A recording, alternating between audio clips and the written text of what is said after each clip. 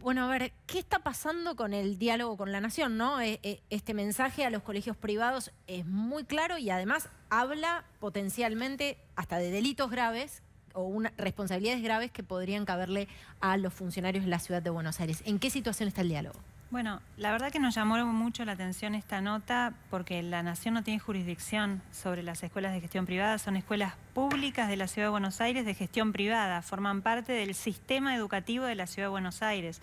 Es lo mismo que se le hubiesen mandado a una escuela o a un director de escuela de gestión estatal. Son parte del sistema, es un subsistema del sistema educativo de la Ciudad de Buenos Aires. El fallo que nosotros estamos acatando de la Ciudad de Buenos Aires, que le devuelve la autonomía al jefe de gobierno y ratifica la autonomía para tomar decisiones en materia de política educativa, no distingue cuál de los dos subsistemas tienen que volver sobre los cuales hay que trabajar, con lo cual la verdad que nos llama la atención que el ministro Soria le escriba a los directores de escuelas privadas. Lo único que genera es más confusión. ¿Lo siente como una amenaza? La verdad que por lo menos es tiene la intención de poner incómodo a los directores de escuela, a los apoderados legales, que son los que tienen que velar por la institucionalidad de sus escuelas, y lo único que genera es peor clima, más angustia, más incertidumbre, más gente que no sabe cómo tiene que actuar, y la verdad que lo que tenemos que hacer es, en este tema, dejar de generar angustia. Ya tienen angustia las madres, los padres, los chicos, dejemos de generar angustia, o sea, tenemos que tratar de generar un poco de previsión para adelante, de lo que viene, de lo que tiene que pasar. Y en términos de diálogo, yo descuento que en los próximos días nos juntaremos con el ministro Trota para analizar escenarios, algo de lo que él estuvo hablando hoy con el presidente, que era lo que veníamos hablando hasta el miércoles a las 2 de la tarde. Eso le iba a preguntar. ¿Ustedes no plantearon algo similar a lo que hoy se llama o hoy conocemos nosotros como presencialidad administrada o es otra idea? ¿El contenido de la propuesta es otro? Es básicamente la misma noción, que es en función de la evidencia, en función de las variaciones que puedan ir dándose en el sistema sanitario, en la cuestión epidemiológica, ir pudiendo tomar decisiones de restricción de presencialidad de forma cuidada y apuntando a solucionar problemas, no generando más daño.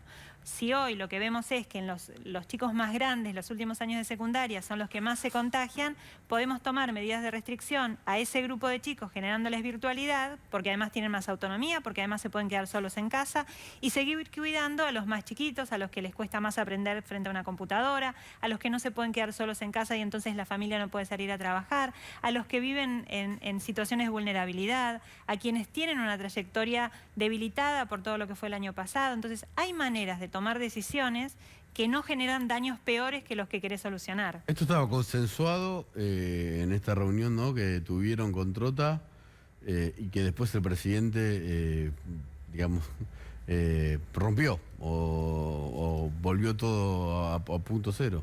Eso era lo último que habíamos hablado en el Consejo Federal, el último documento que había presentado el ministro Trota para que consensuemos los demás ministros provinciales, donde lo que él planteaba es, hablemos de estos distintos escenarios, ya aprendimos del año pasado que es necesario cuidar algunos grupos, algunos sectores, que casualmente fueron los que primero volvieron a la presencialidad. ¿Se acuerdan que el año pasado, cuando nosotros pedíamos volver a presencialidad y luego lo acordamos en el Consejo Federal, eran estos grupos los que primero volvían? Digo, a esos es a los que hay que cuidar. Bueno, eso es lo que propuso el ministro Trota y esos consensos los estábamos generando. Ahora, ministra, pasando un poco en limpio, entonces, si esto que ahora propone o propondría el gobierno nacional, esta idea de presencialidad administrada en realidad se parece bastante a un planteo que hacen ustedes, ¿esto es una disputa política y en realidad las clases, los chicos, la comunidad educativa queda rehén de una pulseada que es claramente política?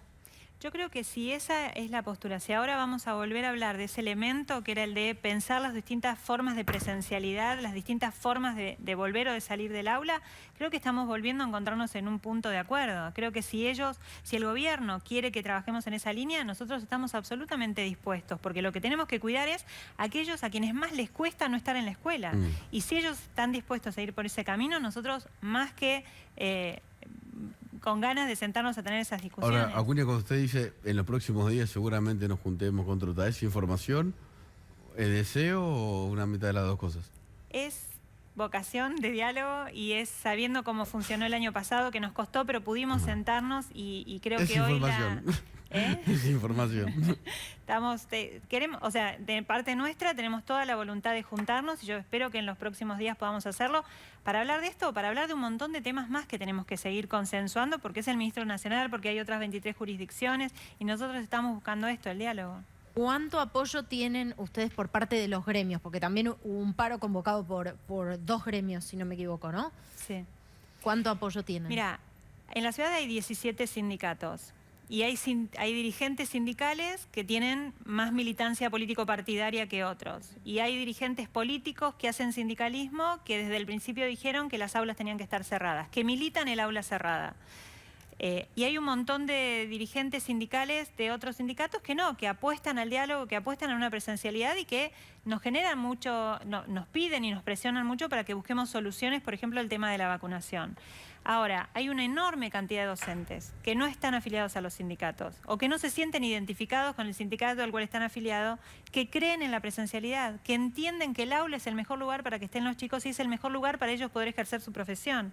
Entonces, nosotros dialogamos con todos los sindicatos. Mañana es la reunión número 20 con los sindicatos desde que empezó el año, donde nos sentamos a ver el protocolo, los puntos a mejorar, las cuestiones que tenemos que ponernos de acuerdo. 20 reuniones en lo que va del año para hablar de todas estas cuestiones. Yo estuve reunida esta semana, me reúno mañana con otro sindicato aparte. O sea, hay muchos que están dispuestos a sentarse a hablar para encontrar soluciones. Y una enorme cantidad de docentes que están queriendo trabajar en las aulas y estar con sus estudiantes. ¿Qué pasó hoy en las escuelas? Porque además de toda la confusión de anoche judicial, que parece que para mandar a tus chicos al colegio ahora hay que consultar a un abogado más que al cuaderno de comunicaciones, se anunció un paro. Mira, hoy el 85% de las escuelas estuvo abierta y la adhesión al paro no superó el 30%. Con mucha disparidad, escuelas que estaban completamente cerradas y escuelas que tenían algún docente que adhirió al paro, con mucha disparidad de distribución, pero con un acatamiento bajo como había sido el día anterior. Ahora, ¿cuáles son los datos que respaldan la posición del gobierno de la ciudad? Porque por un lado, el gobierno nacional lo que dice es, bueno, claramente lo que vemos todos, el número de casos se ha incrementado de una manera muy preocupante en la Argentina, hoy superando los 25.000 casos, con presencia de cepas más transmisibles en el país, y dicen, y también ha crecido la cantidad de contagios en los chicos, ¿no? ¿Cuáles son los datos que están mirando ustedes que les arrojan tranquilidad sobre la situación de la presencialidad? Mira, en primer lugar, que cuando vos mirás las tasas de contagio distribuidas por edad, te das cuenta que la curva salta recién a los 16 años. O sea, es en el grupo de los adolescentes donde aumenta de forma más notable la cantidad de contagios. No así en los grupos más chicos, de edades más chicas de las escuelas de lo que es educación inicial o primaria y los primeros años de la secundaria. Lo segundo, que las familias de la Ciudad de Buenos Aires no utilizan el transporte público para ir a la escuela. Si vos mirás la cantidad de usuarios del transporte público antes del 17 de febrero, que es cuando empezaron las clases presenciales, y la cantidad de usuarios del transporte público hoy, lo que observás es que es la misma cantidad. ¿Qué quiere decir esto? Que las escuelas no suben gente al transporte público. El otro dato que miramos y que miramos de la evidencia internacional es cuáles son las decisiones que se pueden ir tomando antes de llegar a una tan drástica como sacarles la presencialidad a los estudiantes teniendo el daño que tuvimos el año pasado. Y hay decisiones que en todos los países se toman antes de tomar esta decisión. Y hoy la OMS publicó esta semana una última recomendación para los países europeos que dice, basados en la evidencia que tienen de lo que pasó y de las experiencias mirando los casos comparados, que aún en situaciones de aumento de cantidad de casos de contagio y aún con cepas más contagiosas, lo último que tiene que cerrarse son las escuelas, habiendo mirado lo que pasó en países que cerraron las escuelas.